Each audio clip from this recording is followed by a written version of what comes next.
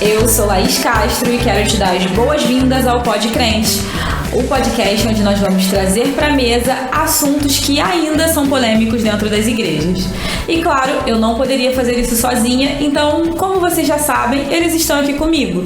Eu quero começar te apresentando pelo meu lado direito, ele que definitivamente não é uma pessoa matinal.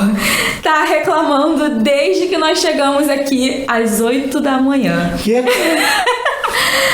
Gabriel Gomes. Fala, galera, realmente eu não sou uma pessoa matinal, eu não sou uma pessoa que gosta muito da manhã, porém eu preciso acordar bem cedo todos os dias. Como hoje é feriado, que não tem feriado pra quem grava esse podcast, estamos aqui mais um dia, vamos lá.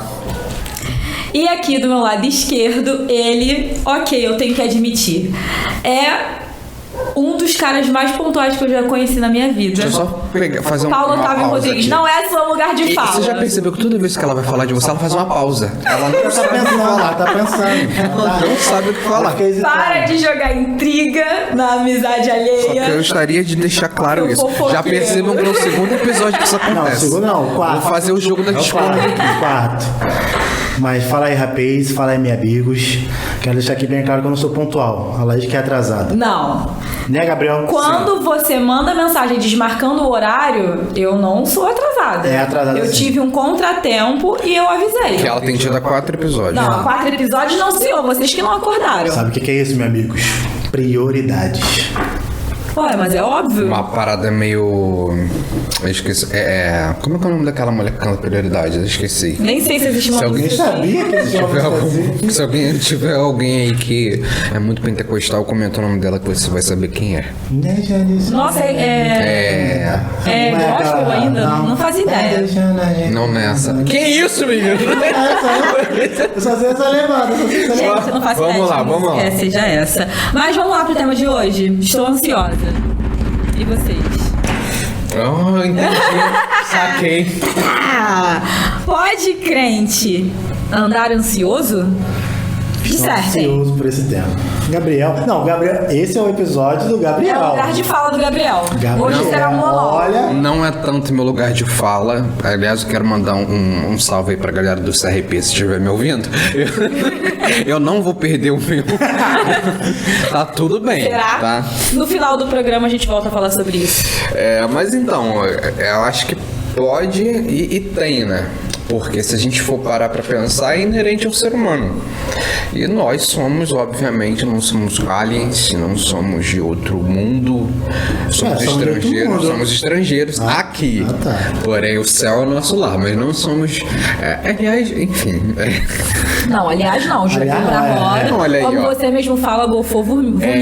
Não, porque nós não somos de outro lugar, outro âmbito, outro planeta. Nós somos aqui, nós somos humanos, assim como qualquer outro humano, nós temos ansiedade, medos e afins. Gente, tá passando um avião. Em Cabo Eu amo, Sul. cara, eu Cabo amo. Sul, Nova Iguaçu, Eu amo Rio a de Janeiro, sonoplastia desse Brasil. lugar. Aqui tem Toda de vez que a tudo. gente grava, a gente tem um É elemento incrível. X. Uma vibe meio Ó, meninas super primeiro poderosas. foi uma moto que tocou alarme. Nunca vi moto com alarme. Depois foi uma carroça, o cara arrastando o vergalhão. Agora um avião. Mano, tá... Só hoje, né? Só hoje. Fora os outros Vai, dias. Gabriel. Mas pode continuar.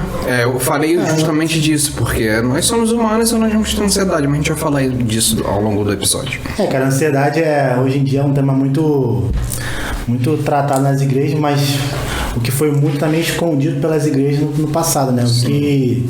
Acho que escondido é uma palavra ideal. Sim, tipo assim, porque era algo que, como o crente tentava passar uma visão de um ser superior aos demais, uma doença mental na qual você enfatiza para Deus e o mundo, que Cristo está contigo, o seu coração, quem mora ali é Jesus Cristo, tal. Era o tendão de Aquiles talvez do cristão falar que você tinha um problema mental, da ansiedade, depressão. A gente até falou sobre isso em um outro episódio, que há muito tempo atrás o crente era visto como um super-herói, né? Sim. Então imagina um super-herói ansioso ou, entre muitas aspas, não confiando em Deus, porque ainda rola esse tabu de que a ansiedade é falta de confiança em Deus. Porque eles vêm muito naquele versículo, não andei ansioso, sei lá, porque, mano, e a Bíblia, eu entendo a Bíblia que tem esse versículo sim, mas não é algo que você tem que seguir ao pé da letra, porque, cara, é do ser humano ser, como o Gabriel falou, todo mundo vai ser ansioso no momento. Pode ser num estágio de ansiedade, ou então sofrer mesmo da ansiedade.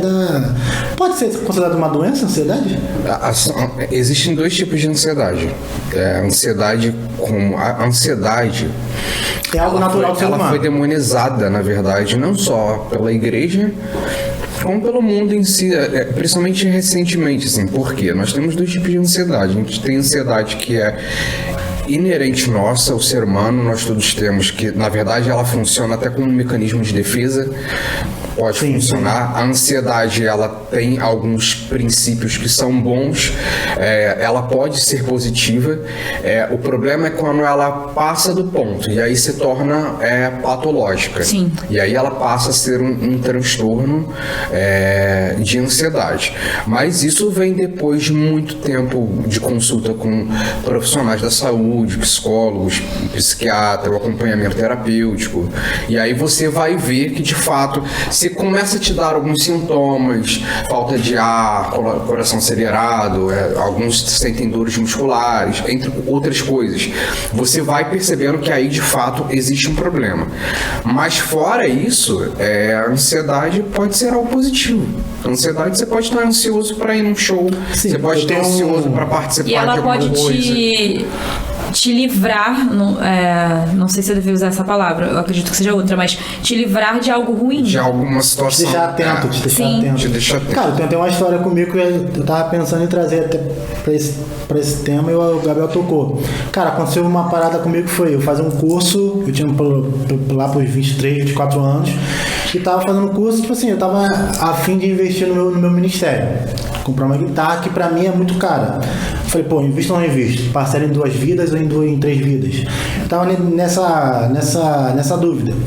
Aí beleza, eu comprei. Aí a transportadora me ligou, falou que tava trazendo lá dos Estados Unidos ela e tal. Mano, caraca, gringa a tua guitarra? Toda a guitarra é gringa, sério? Velho. Claro, não sabia. Aí, tipo assim, continuando, né? Muito obrigado por me interromper. Aí eu tava ansioso, tipo assim, já passado Achei chique. Tinha passado um mês já que a guitarra não tava chegando, eu tava ali, já tinha pagado a primeira parcela, eu tava como? Pagando. E ela ainda não chegou. Saiu, não tinha chegado. Aí eu tava no curso, falei com o pessoal lá, falei, cara, minha guitarra não chegou, mano, tô muito ansioso. A minha olhou pra mim, nossa, você também tem ansiedade? Eu falei, não. Eu estou no estado de ansiedade.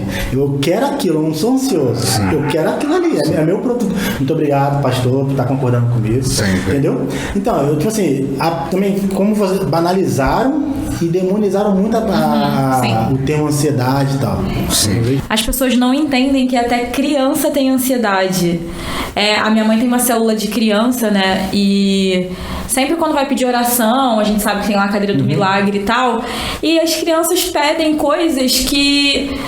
eu acho que é um misto de fé com ansiedade. Elas pedem coisas que elas nem sabem se vão acontecer, sabe? Tipo, eu quero... Teve uma criança que pediu pela inauguração da loja da mãe. E ela tava super ansiosa, doida pro dia da inauguração chegar logo. Quer dizer que aquela criança tem ansiedade? Não, ela tá ansiosa por um momento que vai acontecer, por algo que vai acontecer. Então as pessoas não conseguem diferenciar isso. Se você falar, eu tô ansioso com isso, já começa a falar, já procurou um médico, já procurou um especialista, ela já orou? Mas também tem a pessoa que é tipo assim, exemplo, ela não é hipocondríaca a palavra, não sei se seria, ela fica procurando ter essa igualdade com a outra pessoa. Exemplo, sei lá, o Gabriel sofre de ansiedade. Eu sendo uma pessoa desse nível, eu vou tipo assim, não, também sofro de ansiedade. Sim. Só que você, mano, Sim. é que eu falo muito com meus amigos. Eu falei, cara, você não pode ficar falando uma coisa dessa, cara. Você não sabe o peso que é uma doença dessa. Exato. O que acontece? Tá ligado? A gente está diante de uma geração muito pautada nas mídias sociais. Sim, sim. Então, a crise de ansiedade de um tempo para cá, ela se popularizou muito. Então, assim, vamos, assim, botando as claras. Primeiro, você não tem como ter você pode, obviamente, identificar os sintomas em você, mas você não tem como ter um diagnóstico se você não tem acompanhamento. Ninguém se dá um autodiagnóstico. Você vai procurar um médico se você está com algum tipo de problema. Você vai no neuro se você está com problema de dor de cabeça. Você vai no oftalmologista se está com problema de visão. Você vai no psicólogo ou no psiquiatra se você está com um problema que você está identificando que está afetado ou relacionado à sua saúde mental. Então, esse autodiagnóstico tem atingido muito essa geração de um tempo para cá. Justamente porque o termo crise de ansiedade, ele se popularizou muito. Principalmente entre os mais jovens, adolescentes. Enfim. E parece que, de repente, todo mundo ficou super entendido de ansiedade. Sim. Não, se tem alguém passando mal, suando... a rede social trouxe isso pra pessoa. Todo mundo é expert em alguma coisa. Nenhuma, sim, verdade. Tá ligado? Se tá bombando, sei lá, filme da Marvel, o cara é expert. Se tá bombando político, o cara sabe de tudo. Olhando pelo lado espiritual, o que eu penso sobre ansiedade é que o diabo, ele se aproveita de um estado de ansiedade que nós estamos para agir. É como se a nossa ansiedade virasse um mecanismo para ele, uma ferramenta, na verdade, uma ferramenta para ele. Porque se eu tô ansiosa, sei lá, por uma vaga de emprego, eu fiz a entrevista e eu tô ansiosa para aquilo, o diabo pode perfeitamente agir ali e começar a agir na minha mente. Tipo, eu não vou conseguir, me fazendo desanimar. Obviamente, isso pode ser natural nosso, mas eu acredito que também tenha um fundo espiritual, porque aquilo ali pode me fazer desistir de repente do emprego, me fazer alcançar um nível de ansiedade que eu não teria se eu não tivesse dado legalidade, porque eu acredito também que o diabo age onde a gente dá abertura. Eu tenho que ficar numa linha muito tênue aqui, porque eu tenho que ficar entre a razão e a profissão. Exato. Então eu fico entre a ciência e o espiritual.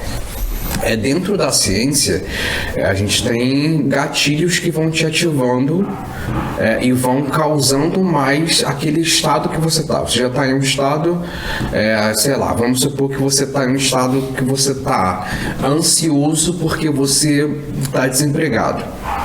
Se você entra no seu Instagram e vê que todos os seus amigos saíram e você não saiu porque você está sem dinheiro, aquilo já é um gatilho para você. Sim. Se você entra no story de alguém que você conhece, ou até mesmo que você segue alguma blogueira ou algo do tipo, e você vê que a realidade de vida dela é muito diferente da sua, aquilo já é um gatilho para você.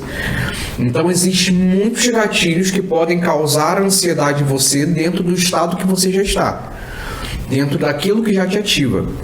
Então, assim, de fato, pode ser que tenha um teor espiritual para aqueles que creem nisso, dessa forma, mas pode ser que não tenha também. Seja... porque, vamos supor, tem a situação também, exemplo, lá isso da pessoa tá esperando uma proposta de emprego, né? Vamos supor, tem a questão também, vamos supor, da sua vida até dado momento. Não, você é criança, mãe, vou fazer tal coisa. Aí infelizmente sua mãe, não, tá maluco, tu não consegue fazer isso.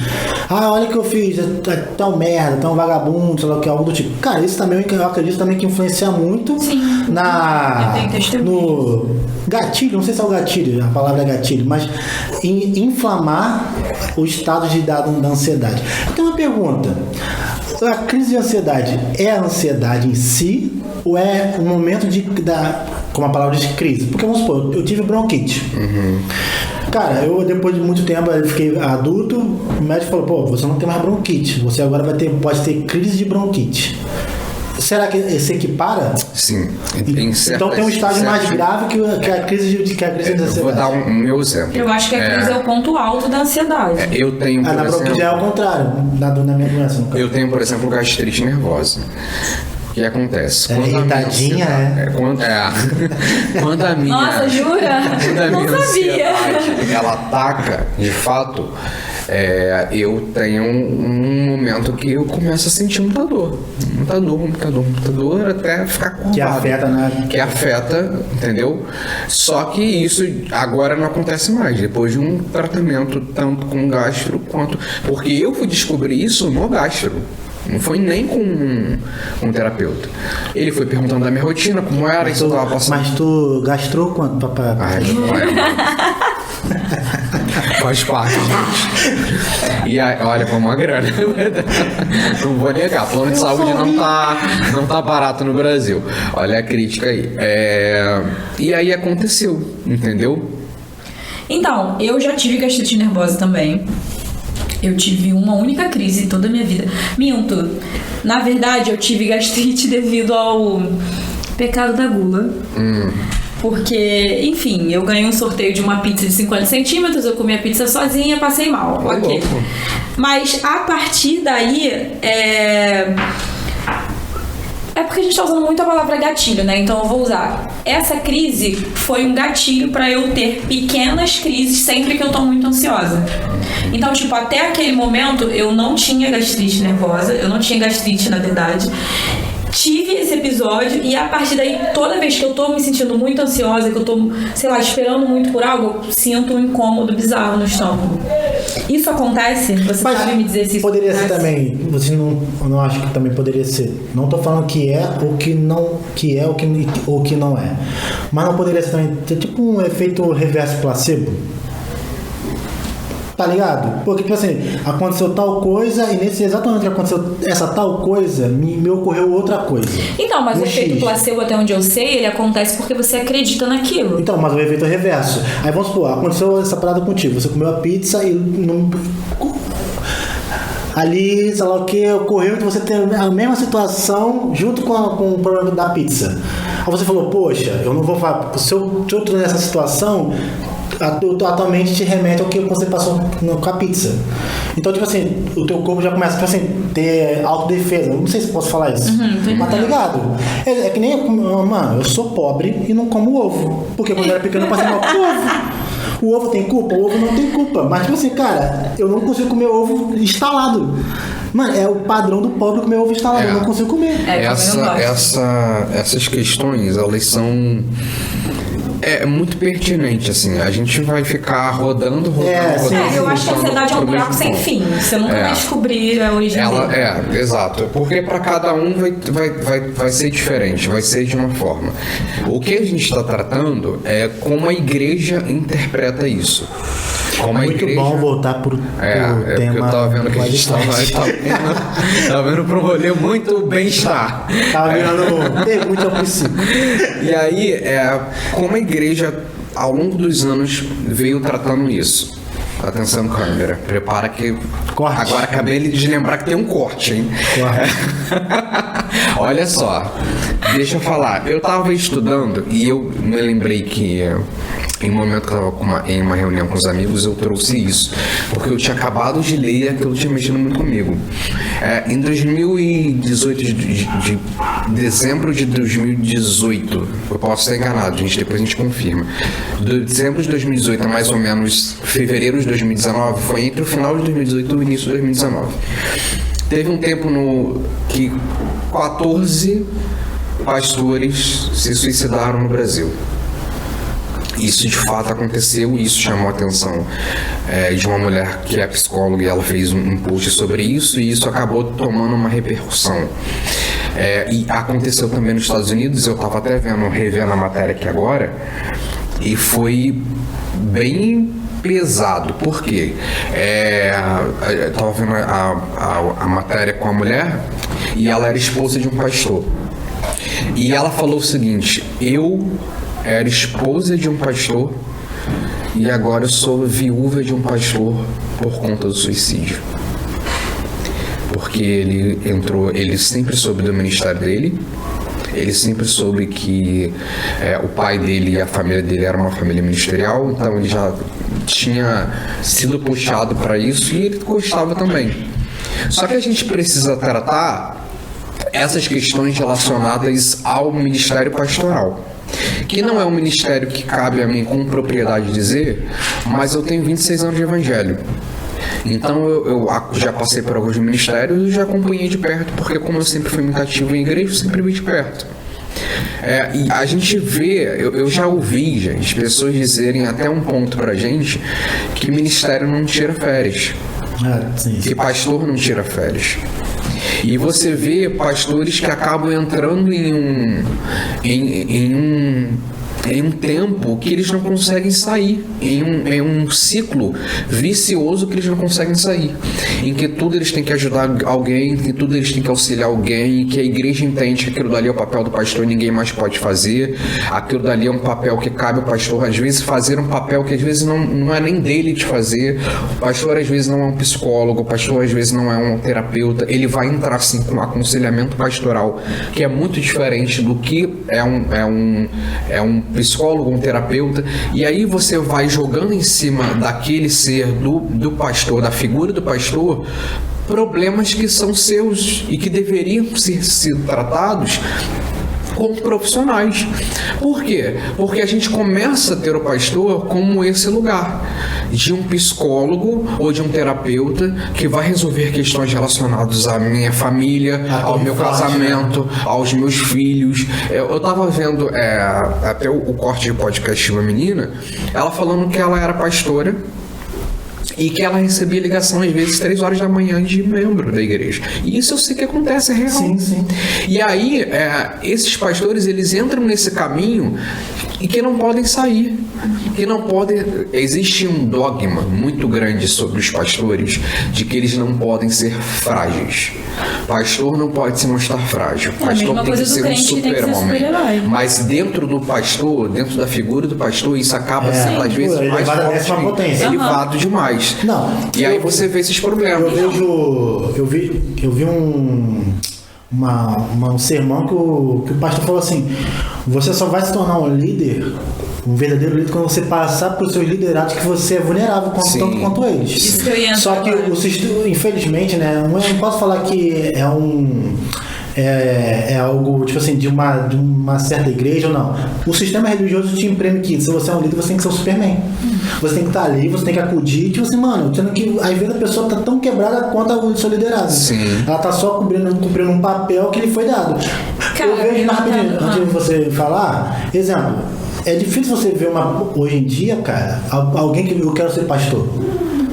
Mano, Deus tem que falar com a pessoa. Tipo assim, não, você vai ser pastor e a pessoa tem que... Mano, tá bom, mas a gente Deus. conhece pessoas que querem ser pastor. Não, sim, mas você concorda comigo que é muito mais difícil? Porque, mano, é uma responsabilidade que você fica, mano, tá maluco?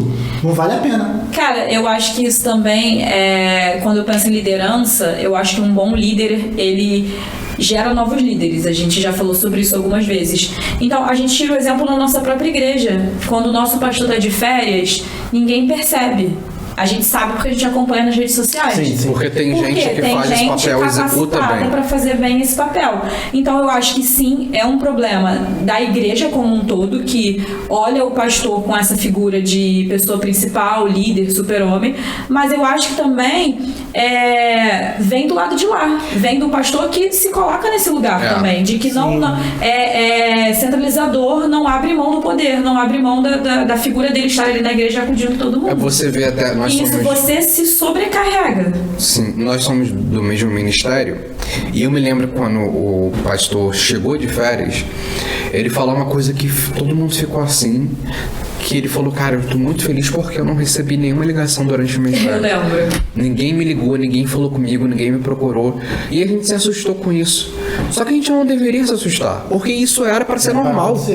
Isso era para ser o que de fato tem que ser feito, o que de fato tem que acontecer. Mas essa, infelizmente, é uma realidade que cabe a poucos pastores. Nem todos têm essa possibilidade. Mas também eu concordo que pode também a situação de ser poucos pastores fazerem isso. A questão do ego. Posso perder, ou então... o medo de perder o lugar, né? Sim, tá ligado? Tipo assim, então não confia na pessoa, porque a pessoa não, vai que ela cresça tanto, que ela pega um carisma com a comunidade, com a minha comunidade. Sim. Mas e isso não é ser líder, É, não. isso que eu ia falar. O cara não tá sendo nem O cara, entendeu? O cara, ele acontecendo isso com ele, não, nem isso aí. Mas se eu fizer isso, cara, eu vou perder o meu rebanho, vou perder meu povo. E nisso eu vou perder a minha figura que eu tanto suei pra conquistar. Você quer ver um outro ponto? Nós temos um outro exemplo disso, que são os filhos de pastores. Eu tenho amizade com alguns, e aí a gente vai ver que os filhos de pastores também sofrem pressões gigantescas. Não só, e aí são pressões que são um pacote completo. Você sofre pressão da comunidade e da igreja local, você sofre a pressão dos seus pais, você sofre pressão dos seus familiares, porque você tem que casar cedo, porque você tem que ter um ministério cedo, porque você tem que começar cedo, porque você tem que ser o exemplo, porque você não pode errar, porque você não pode cair, porque você não pode pecar. E aí você vai vendo que essas pressões, elas não são tratadas nessa pessoa. Essa pessoa só recebe essas pressões. E aí, se essa pessoa entra em um estágio de crise de ansiedade, se essa pessoa cai em uma depressão, olha lá, o pastor não cuidou bem dele. Sim. Olha lá, o pastor não soube tratar. Olha lá, é espiritual. E aí entra o papel, ou da intercessão, ou da equipe de irmãzinhas que vão lá orar pelo rapaz, que está sofrendo uma pressão. Porque assim, você não identifica que o cara está sofrendo uma pressão que não é de hoje, que não vem de agora. A ansiedade, ela não aparece do dia para noite. Você não acorda amanhã com a ansiedade. Ela é uma coisa gradativa. Ela vai vindo de pouco em pouco. Você vai recebendo gatilhos em cima de gatilhos, responsabilidade em cima de responsabilidade, que você vai guardando aquilo igual copo. Se a gente encher, uma hora ele vai transbordar. Então isso acaba acontecendo muito com pastor e filhos de pastores, com toda certeza. Porque eu entendo que a pessoa que tem ansiedade, ela vai colocando numa mochila tudo que tá causando ansiedade nela, e vai colocando nas costas e vai caminhando, vai colocando nas costas e vai caminhando. Vai chegar uma hora que ela não vai conseguir sustentar aquela mochila. Sim. Ou a alça vai arrebentar, ou ela vai jogar no chão, e sempre vai ser da pior forma possível. Porque cara, eu já tive crise de ansiedade, especialmente na pandemia, né, que o número de pessoas com ansiedade, com crise de ansiedade, triplicou, quadruplicou. E eu tive 2 grandes crises de ansiedade que foram, assim, assustadoras. Uma, eu não tava aguentando mais ficar dentro de casa, meu pai teve Covid, e foram por milhões de coisas, porque minha mãe não podia ter contato com ele, porque ela é do grupo de risco, enfim, era tudo eu. E eu lembro exatamente, acho que na primeira semana que meu pai saiu da quarentena, eu comecei a passar muito mal, uma falta de ar, minha mão gelada, suando frio, eu não sabia o que estava acontecendo. Eu só falava, gente, eu preciso ir pro hospital, eu não sei o que está acontecendo, acho que eu vou ter uma parada cardíaca aqui. Quando eu entrei no Uber, que o carro virou a esquina e eu abri a janela do carro e começou a bater vento no meu rosto, passou. Quer dizer, eu cheguei... Ela só queria passear. Eu só queria sair, eu queria ver gente, eu tava, sei lá, 20 dias só vendo minha mãe e meu pai. Eu não saía no portão da minha casa. E meu cachorro, eu ficava no quintal com meu cachorro, o máximo que eu conseguia. E eu lembro de chegar no hospital e o médico falar, o que você tá sentindo? Eu falei pra ele, nada. Então, mas aí me responde. Vocês me respondam. Isso seria ansiedade ou seria seu corpo falando? Tipo assim, mano...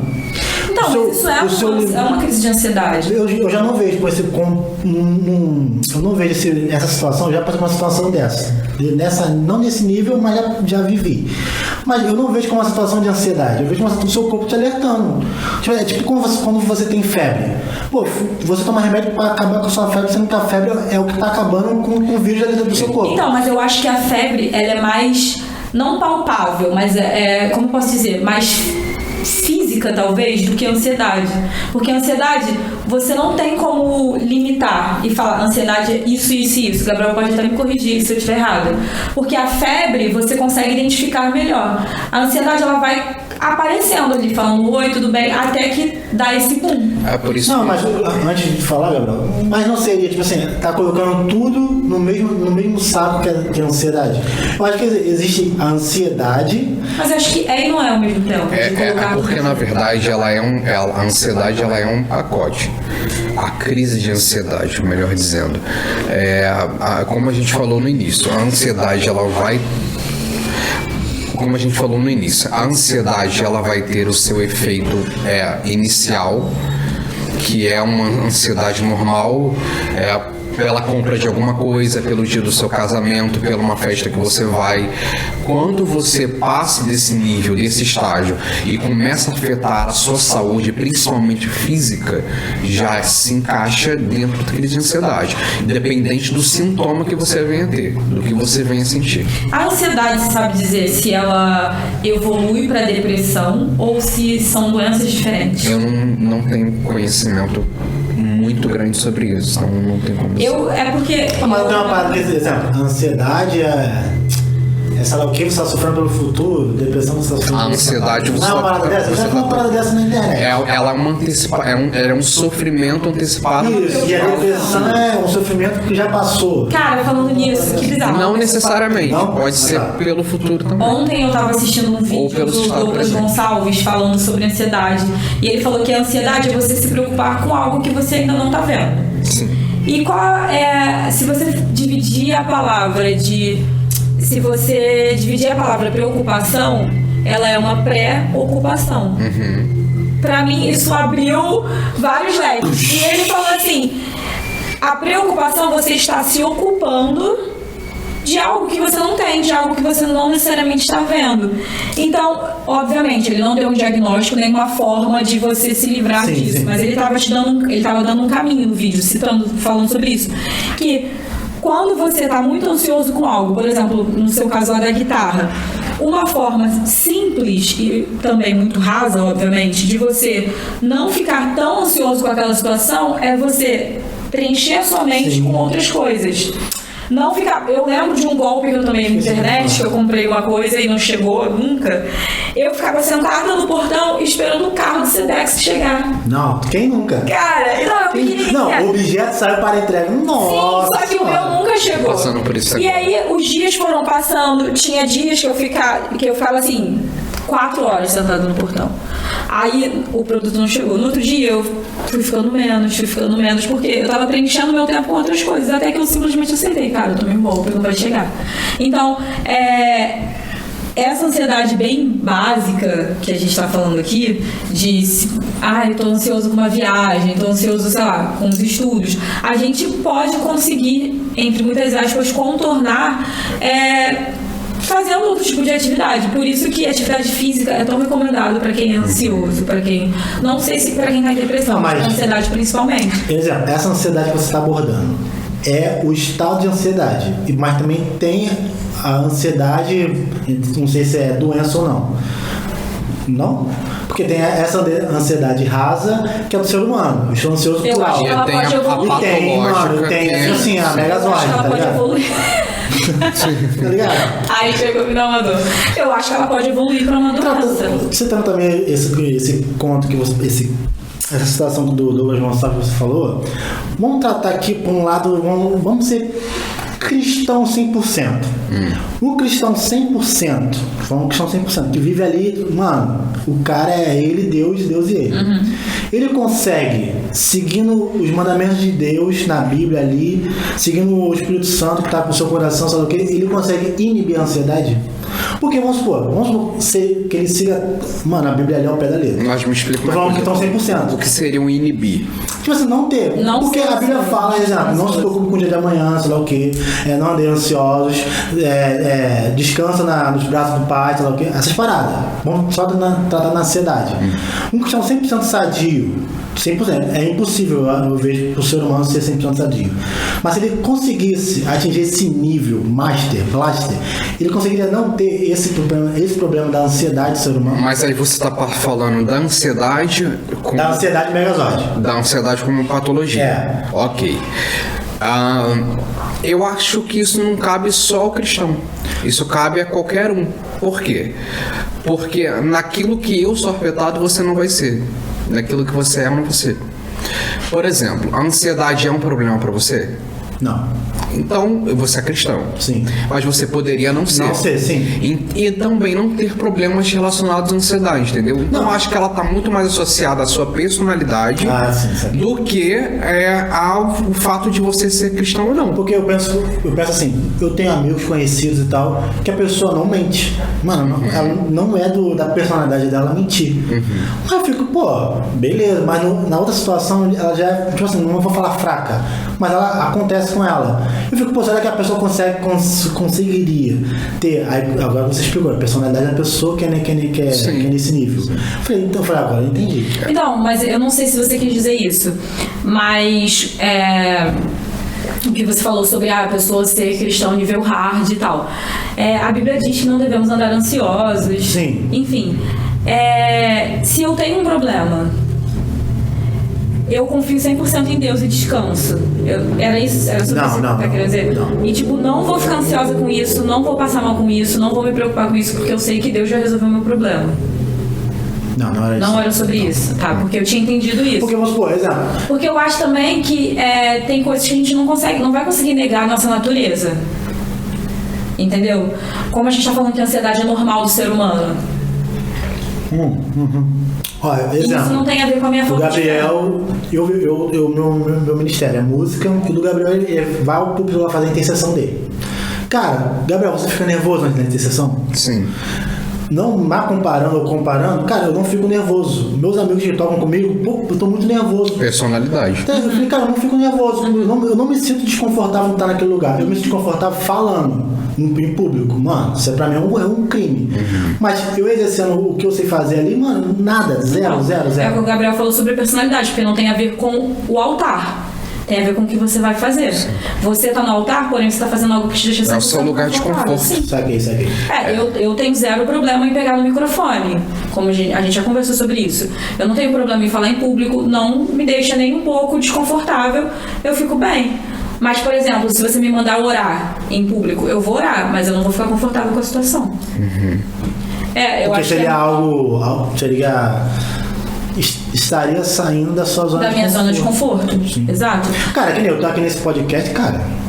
Eu nunca imaginei fazendo algo de fala. Não, tá vendo? Nossa, gaguejando, falando em 2.0 do WhatsApp. Nunca ia imaginar fazendo isso. Vocês falaram de servir e eu lembrei de um ponto que eu acho também interessante a gente trazer, que é o ponto justamente do servir. Eu tenho um exemplo de pessoas que eu conheço, digo pessoas no plural porque eu conheço mais de uma com o mesmo problema, que acabaram entregando muito a sua vida ao serviço do ministério, ao serviço da igreja, e isso trouxe problemas para elas de ansiedade, não só de ansiedade como de depressão também em alguns pontos, muito forte, por conta de não ter um limite, não saber aonde parar. Meu irmão, para todo ministério existe pontos. Deus não vai te colocar dentro de uma situação de chamado ao ministério que você vai entrar dentro dessa situação de uma vez só, com um pontapé só. É gradativo, você vai passar por circunstâncias, vai passar por etapas que Deus vai te levar até onde Ele quer te levar. Só que essa pressão às vezes que existe da igreja em cima do serviço de alguém acaba afetando essa pessoa, porque essa pessoa sente que ela deve aquilo dali acima de qualquer coisa. Então, acima até às vezes do próprio Deus, ela deve um serviço àquela pessoa. Isso aí. Acima às vezes do que Deus, o próprio Deus está falando para ela deve uma obediência àquela pessoa. Isso aí que você falou é muito real, né? Cara, pessoas em nome de Deus, entre aspas, mano, te coloca um peso que você não tava preparado. Eu tenho um amigo, cara, que ele chegou pra mim tem pouco tempo, ele, ele tinha acabado de voltar pra igreja, reconciliar e tal, tinha um ano, algo do tipo. Ele, o pastor quer me tornar um líder de adolescente. Eu falei, mano, eu não vou falar que é certo ou errado. Esse cabe a você e Deus te falar que é o momento, não. Agora, uma coisa, não se deixe levar, mano.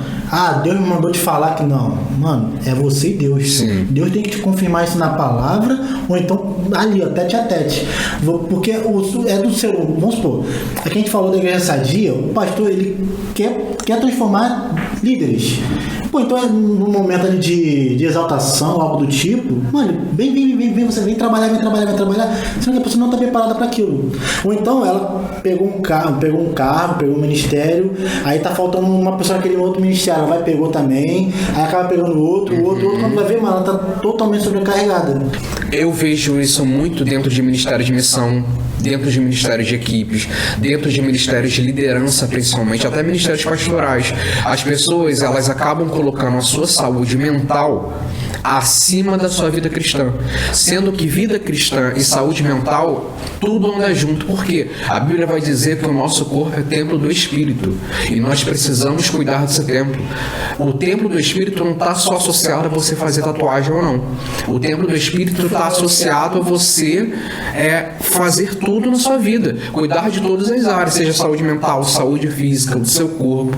Então, assim, às vezes as pessoas acabam pegando cargos, indo além do que se pede, indo além do que o corpo dela já está avisando que ela já é o seu limite, irmão.